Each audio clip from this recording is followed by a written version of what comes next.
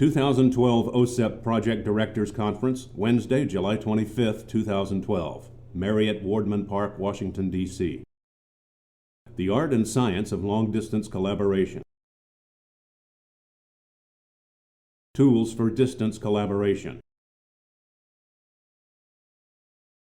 A man sitting at a table in front of a class. The contact stage, and I'll tell you about my projects and you tell me about your projects. Once you get to the point where you're actually going to try to do something together, even if it's just to write a prospectus about somebody else, you have to establish a common computing environment. Your computer has to talk to their computer. If your word processor isn't going to transfer files to their word processor, you might as well give it up, because it's just never going to work. And we actually one time had exactly that happen. It became such a difficulty to transfer files back and forth with these this was some years ago. It used to be much more difficult than it is now, but it used to be that this Mac PC divide was pretty sharp, because it was so hard to send information back and forth across the top of that. So you have to get the right communication channel, and you have to figure out the right tools to be able to collaborate. And so as you work through the kinds of tools you need to look at the ways that the mechanical things that you have to do. So I just mentioned you have to have a word processors that talk to one another. Well, that's not too difficult these days. They all, if nothing else, you've got RTF files and text files that you can send back and forth. But you have communication channels. You have to figure out whether people, how they work on email, whether they can do Skype, whether they can do Tango or any of these other sort of video-based conferencing things. You need WebEx to do, or some tool like WebEx to do video conferencing. And sometimes setting those things up can be difficult. You get some people whose computing setup doesn't have noise-canceling microphones. They don't have headphones. And whenever you talk to them on WebEx, you get nothing but echoes going around and around the system. And so you have to work out systems that where you can reliably do those kinds of things. You're going to have to be sharing files constantly, and emailing them back and forth almost always leads to what's called the versioning problem. You get multiple people working on the same document, and eventually you reach the point where you've got two versions of the document that are different from one another. And you can't just pick one. You have to merge them together. And there are now tools that will help you do that. I think there's a merge feature built into Microsoft Word these days. But it's a pain to have to go do that. You need to figure out a work structure that allows you to avoid having different versions of things that are all valid, that all have to be mechanically brought back together. We use a cloud-based storage service called Dropbox. There's lots of these, but this is just a place where you have a folder on your desktop, and you can drop files into that folder. You can share that folder with anybody else in the world. The files, in this particular case, those files live on your computer so that you can edit them and work with them even if you're not connected to the internet.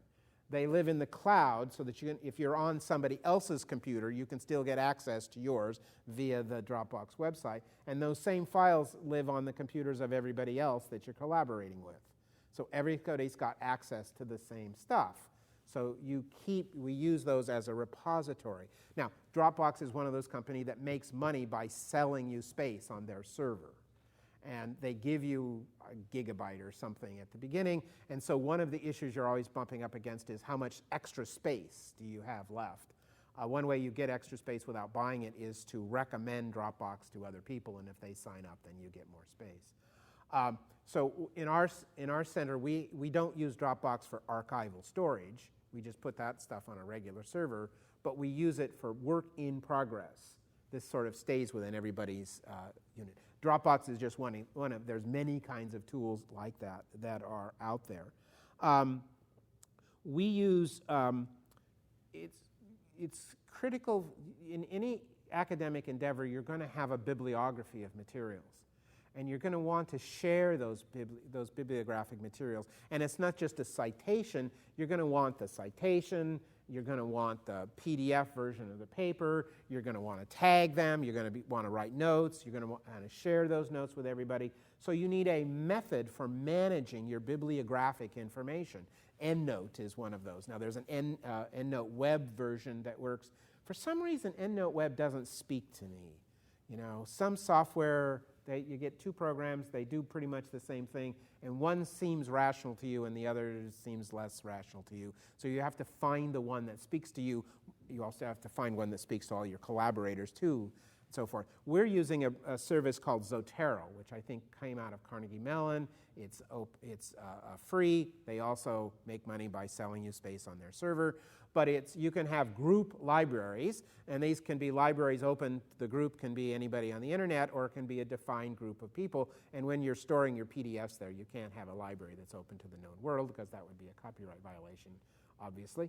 But so we have these online libraries. So I have a bibliography of 1,800 citations that relate to digital books in mathematics.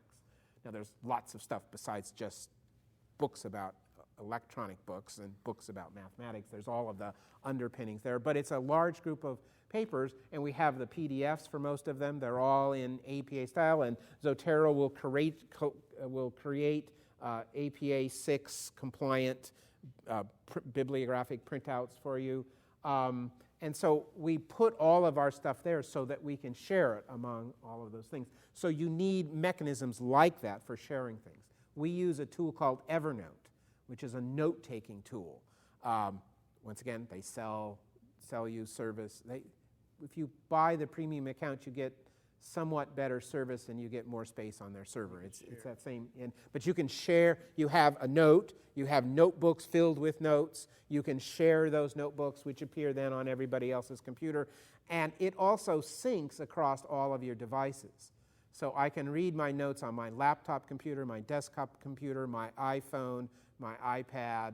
So there's versions of Evernote that work on all of those different kinds of devices, which is something else that you have. These days, you don't have one device, you have many devices.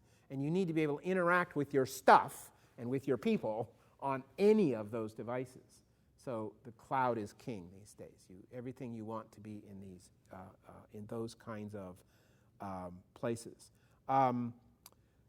Scheduling meetings, if you're collaborating with people, you're scheduling meetings with them, whether they're face-to-face meetings or email meetings or telephone meetings or webinar meetings and so forth. You need tools for doing that, because sending emails back and forth. Well, can you meet at 6 o'clock? Yes, I can, but Joe can't meet at 6 o'clock. He can only meet here, that doesn't work.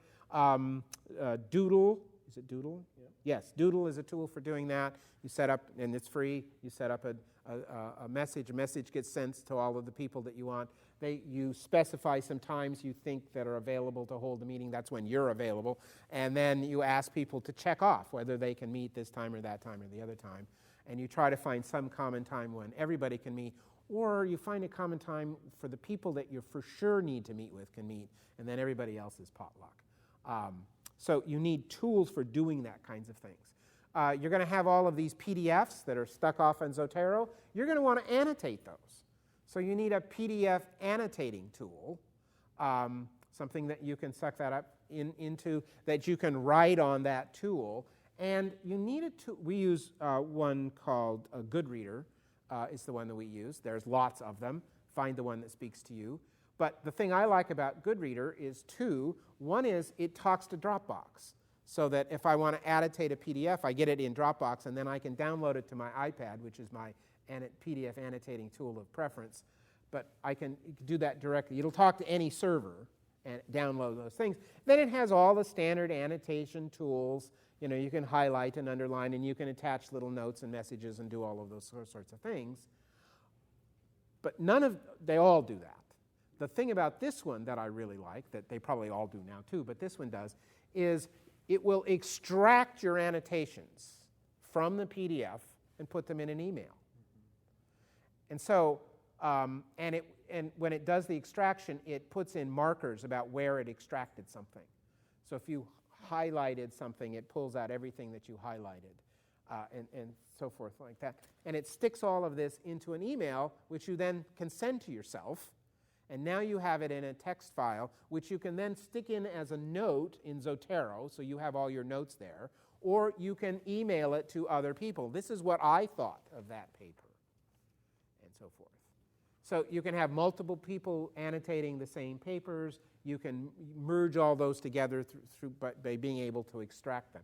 That's the key feature of it. Remember, you have to keep all of your stuff hot. You have to keep it flowing. You have to keep it able to move from device to device, from person to person to person. Anytime something freezes out onto paper, you're in trouble, because to get it hot again is a huge amount of work. So you want to keep it hot from the beginning.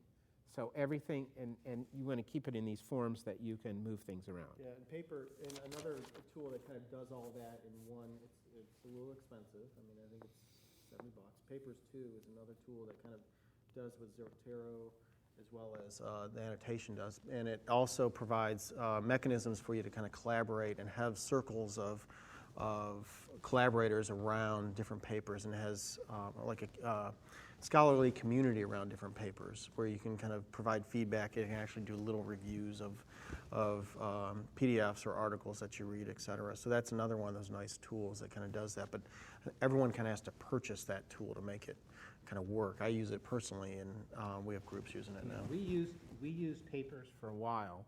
We abandoned it and went to Zotero.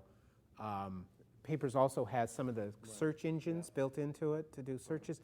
Unfortunately, the search engines they have, or at least the last time I looked, were slanted towards the physical sciences and the life sciences, and didn't search educational archives as well.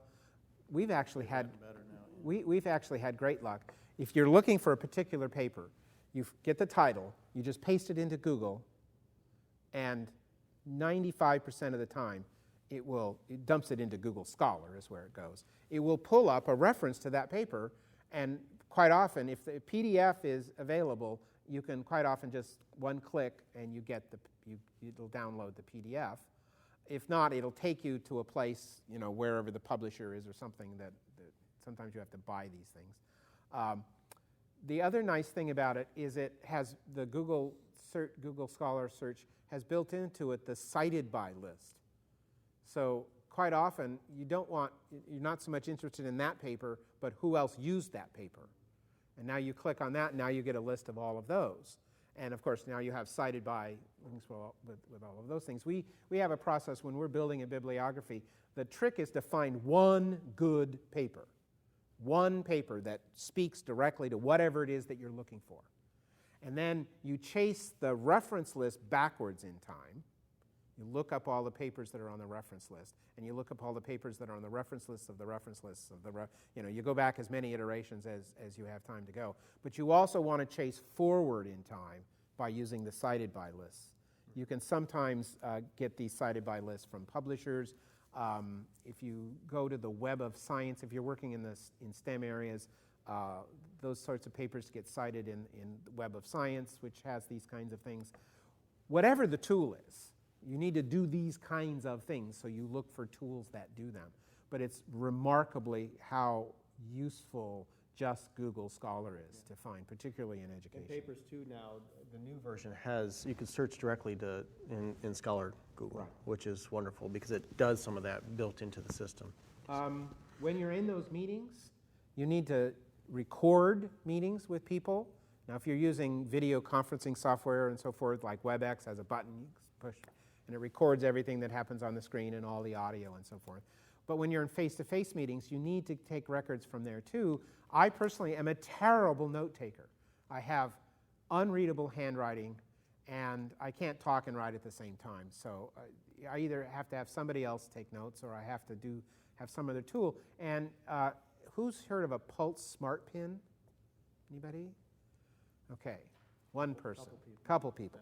A Smart Pen, the company that sells them is LiveScribe, and I think that's on here someplace. It's a pen, looks like a regular pen, except it's really fat.